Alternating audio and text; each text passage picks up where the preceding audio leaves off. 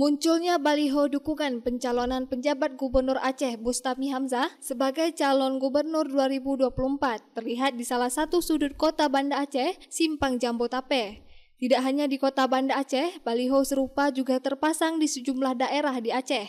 Bentuk dukungan lainnya yakni deklarasi masyarakat yang ditujukan kepada Bustami Hamzah juga mulai diikrarkan, seperti di Kabupaten Aceh Barat, Aceh Barat Daya, dan Aceh Selatan yang dinamai dengan Relawan Bustami atau disingkat RBT. Melihat fenomena tersebut, jurnalis Puja TV Aceh mencoba mengkonfirmasi kepada Bustami Hamzah yang saat ini masih menjabat sebagai penjabat Gubernur Aceh.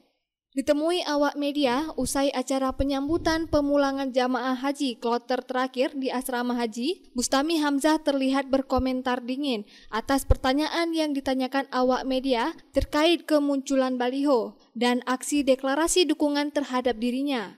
Bustami Hamzah hanya memberi jawaban singkat, itu hak asasi, dan langsung berjalan menuju mobil dinasnya yang sudah standby.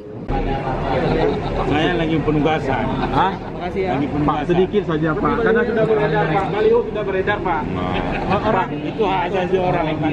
Oh, gimana Pak? Hak asasi orang. Oh, hak asasi orang berarti Pak ya.